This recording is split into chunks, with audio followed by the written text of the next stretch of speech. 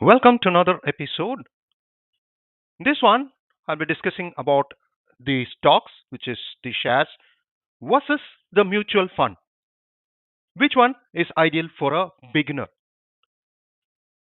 Because these days, you may earn money, but it need to be wisely invested. You need to save money. Just investing in recurring deposits or fixed deposit alone may not give you a desired benefit because there are implications of inflation. That is number one. And number two, more important one is on the taxations.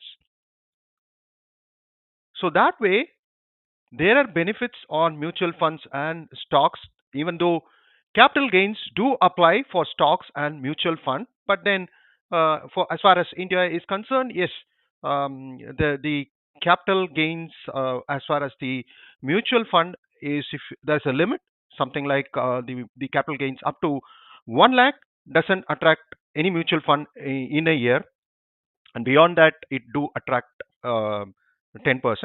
And similarly in the case of stocks, yes, if you are selling the stocks, then yes, capital gains do appear, but again, if you are getting dividend, that will take you to the taxable income. So there are benefits, but then which one to go? Because now people will get confused because of stocks versus mutual fund. If it is about 30 years back, that is prior 1990s, we had only stocks. Mutual fund, taking a mutual fund for a public, it's not possible. Only in the year 1994 onwards, retail mutual fund came into India.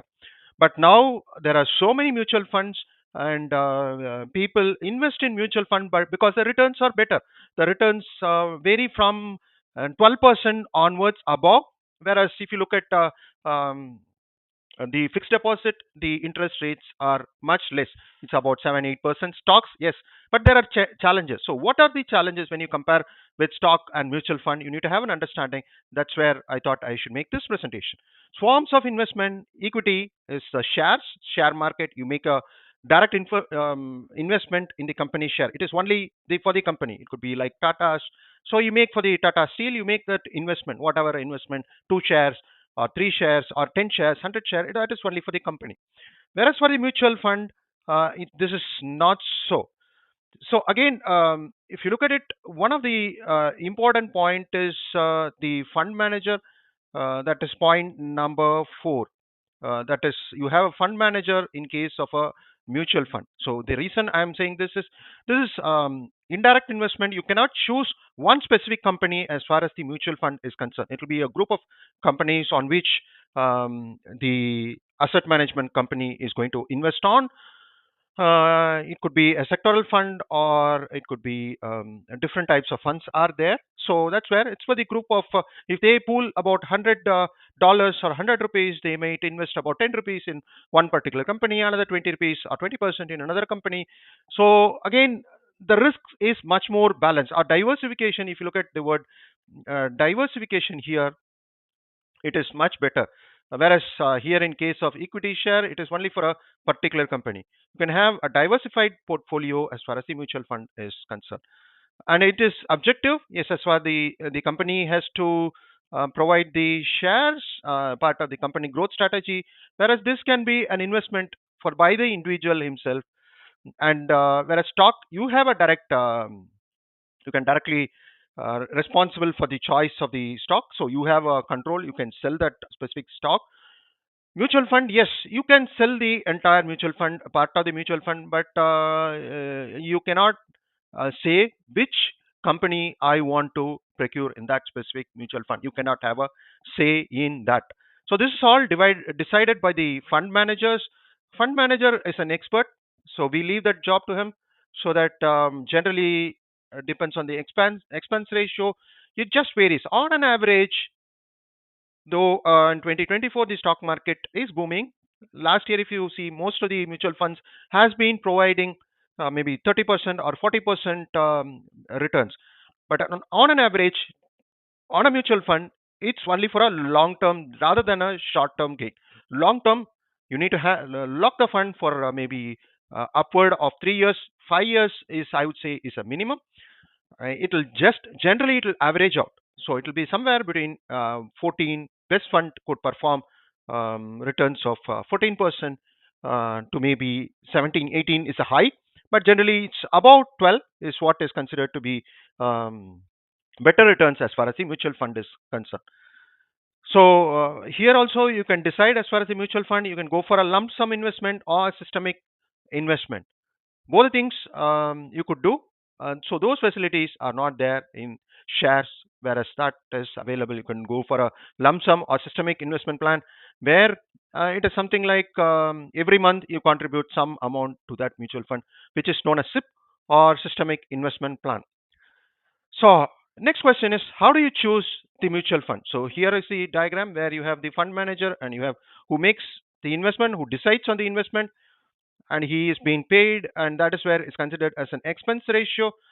He manages the mutual fund for a certain fee, and then yes, the mutual fund net asset value, which also gets increased over the period of time, that provides a return.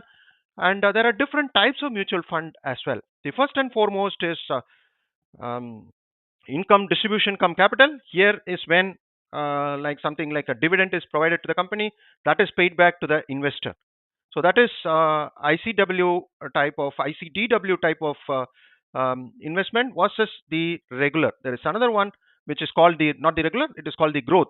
In growth, in case of growth, what happens is whatever the dividends is provided by a specific company, the fund manager will again invest back that money into the mutual fund on behalf of you. So there is nothing called a dividend received. Income is not distributed. So you're from the taxation perspective, that fund or the dividend is not added to your taxation part, whereas it is only the capital gains, if at all, if you're going to sell it. Yes, as far as I'm talking about the growth funds. So because that is whatever dividend is received, it is not provided to you. It is again reinvested in a growth type of fund. So naturally, capital gains is what is applicable as far as this type of mutual fund, which is known as the growth. So if you're choosing a mutual fund, just check for ICDW or whether you want to go for a growth.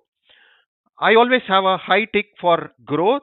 In fact, I have always been investing in growth type of funds rather than ICDW. But however, if you want to have returns at a regular point of time, because it provides you whatever the dividends goes into your account, then you can opt for ICDW. But I would recommend the growth type of mutual fund. Number two is direct and regular. If you look at it, this was criteria which was introduced in 2014 till 2014. You got to go through the distributor to make investment in the mutual fund. Whereas in 2014, regulation was brought wherein you can directly invest through the fund manager itself. You can go to the HDFC mutual funds site and make a direct investment to that specific mutual fund instead of taking other route of going through the banks or in which case it will be a regular mutual fund. The disadvantage of a regular mutual fund is that generally there is a expense ratio, and the expense ratio, because commissions are being paid, expense ratio is higher in case of regular mutual fund. Keep that in mind.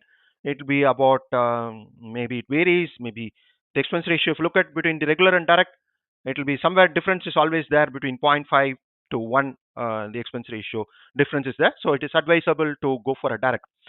But you might have a challenge. But in that case, when you want to directly invest in the specific asset management company, you need to have multiple accounts. Like you might have one account with the asset company of HDFC. Then ICICI, if you see ICICI Prudential has come out with a specific mutual fund, then you need to have an account with ICICI, HDFC. So many mutual Tata, so many are there. So you need to have, when you want to make a regular investment, you need to have an account with them. Otherwise, you could go for others like Zerodha or HDFC Sky. So this is another difference: regular and direct. Yes, direct is preferable, but yeah, you need to manage because you have multiple accounts. Whereas if you go for a regular one, you could go for some of the accounts like HDFC Sky or Zerodha and make a regular investment. And number three, this is catching up the sectoral fund, and so that means In the earlier days, it was not like that, but now these funds, sectoral funds, that is, these funds focus on a specific sector, like a pharma sector, infrastructure sector, or manufacturing sector.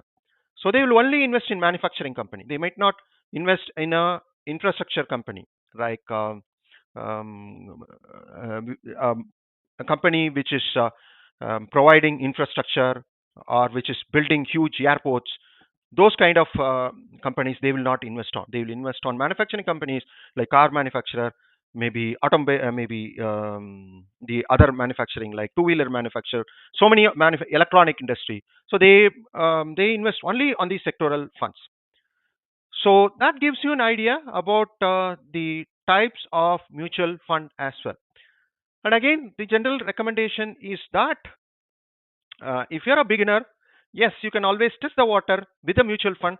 But only thing is, you need to look at investment at a long-term period. Then only the returns are better. Somewhere between 3 years above, 5 years is the optimum one. You need to have investment locked for 5 years. Then on an average, yes, it all depends on the market condition. And on average, the returns will be about 13 to 15%. It will average out. So I will also give you a gist about how the evolution of mutual fund happens in India as well.